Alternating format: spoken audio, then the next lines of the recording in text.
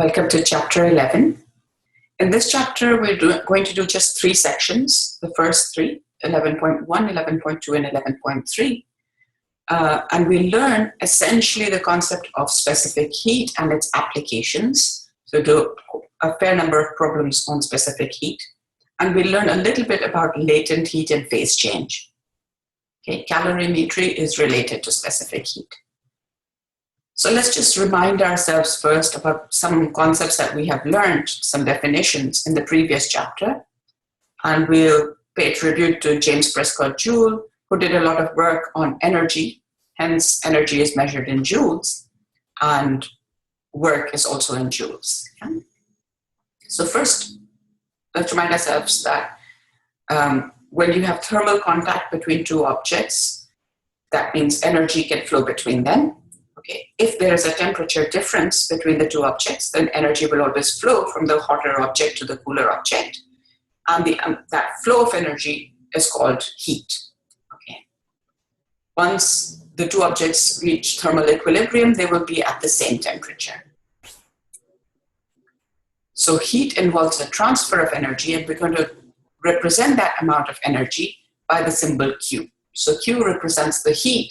It's positive if energy goes into the system, and it's negative if energy goes out of the system. Okay. Q is related to internal energy. Internal energy is the total energy of the system, so any potential energy and plus the kinetic energy of the system.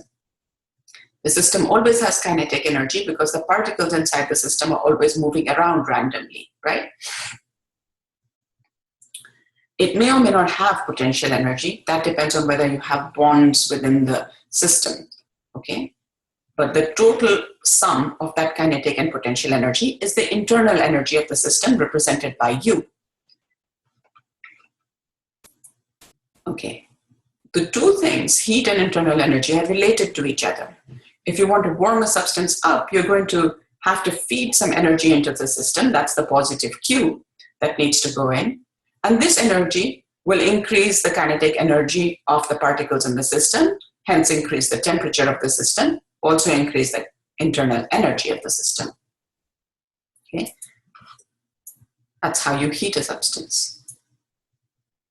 So specific heat is a concept related to that, and it tells you the amount of heat that needs to go in for a 1 degree Celsius change in temperature per unit mass. So the heat that needs to go in is Q per unit mass per change in degree Celsius. Yeah? Okay. Remember, change in degree Celsius is same as change in Kelvin because the two have the same divisions, the two scales. So we call that the specific heat of the substance because this varies by substance. So water will have a certain amount of energy Q required per, let's say, per kilogram per degree Celsius, whereas sand will require a different number, yeah, it's different amount of energy per unit mass per degree Celsius. So it's specific to the substance. So let's just look at the SI units. Q is going to be in joules, right? M is going to be in kilograms. This is in degrees Celsius. So it could also be degree Kelvin, okay? Historically, however, we have written this, so you might, if you're looking up specific heat, you might come across it as calories per gram degree centigrade.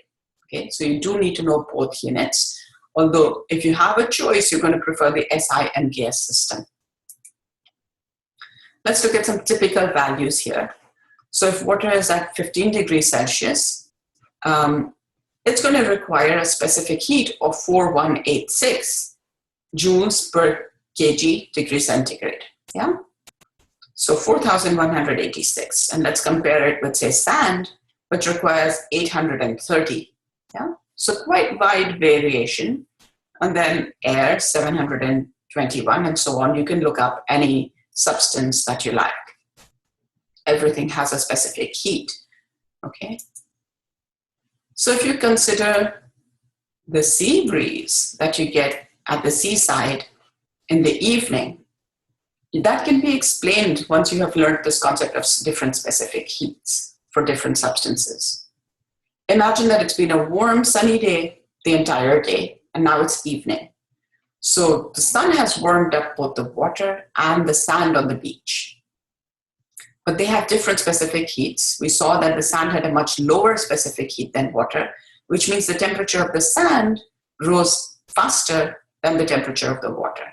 So at a given time, let's say 5 p.m., the temperature of the sand is higher than that of the water. That means the air just above the sand is warmer. We know that warm air rises. So you see the air on the beach is rising with this red arrow, and it's being replaced by cooler air that's coming off from the water. Yeah? That produces the sea breeze in the evening. That's the sea breeze that you feel. So you can understand this concept just based on understanding specific heat. Here are some more specific heat. These are in the unit kilocalories per gram degree Celsius. And here's the conversion between 1 calorie and 1 joule. Okay. So you do need to be careful in this entire chapter about units. Okay. You don't need to memorize any of the numbers here.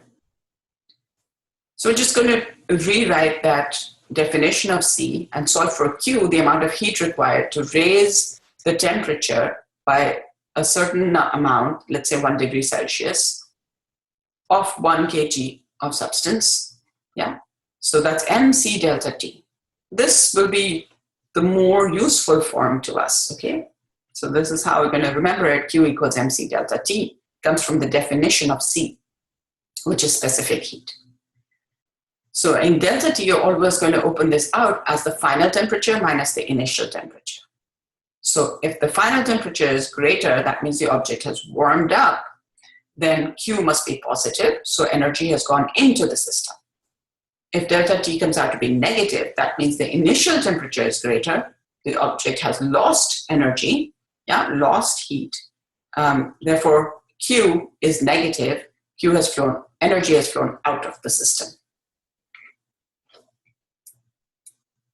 Okay, so let's look at a simple problem. We're just going to do part A here, and you're going to think about part B later. If you have 1 kg of iron, glass, and water at 10 degrees Celsius, part A, rank the samples from lowest to highest temperature if 100 joule of energy is added to each. So a fixed amount of energy is added. Yeah, they all start off at the same temperature and have the same mass. So it's going to depend just on the specific heat. Which one is going to change the temperature the greatest? The one which has the lowest specific heat, right? So that's going to be your last one.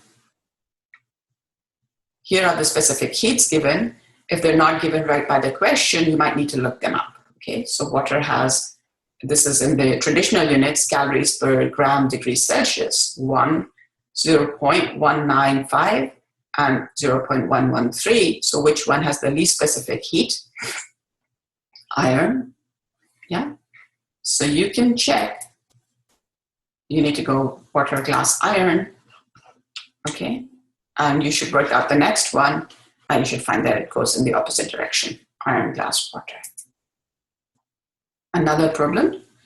The same heat transfer into identical masses of different substances produces different temperature changes. Calculate the final temperature when 1 kilocalorie of heat is transferred into 1 kg of water, originally at 20 degrees Celsius. Take specific heat of water to be this. Now, it's best to match all the other units to this one. Since this is the most complicated set of units, it will not be easy to change this. So change your energy into kilocalories if it's not in kilocalories, mass to kilograms, temperature change in degrees Celsius. Yeah? So you're just going to use Q equals MC delta T. Sorry. Okay, that's Q equals MC delta T. And you're going to solve for delta T since you want the final temperature. Our delta T comes out to be 1 degree Celsius. Now you want the exact final temperature. So you need to add this to your original temperature, which was 20. So it's the changes of 1 degree. And it gets warmer, so it's 21 degrees Celsius. Another problem. To sterilize a 50-gram glass baby bottle, we must raise its temperature from 22 to 95 degrees Celsius. how much heat transfer is required. So you want the value of Q, right? You're going to, again, do Q equals mc delta T. And the delta T is given here to you. You're going to subtract one from the other. This is C. Note that it's per kilogram, so just be careful when you put in the value of M, make sure you do it in kilograms. And then use your calculator, and you should be good to calculate your answer. Check that you get 3066 joules.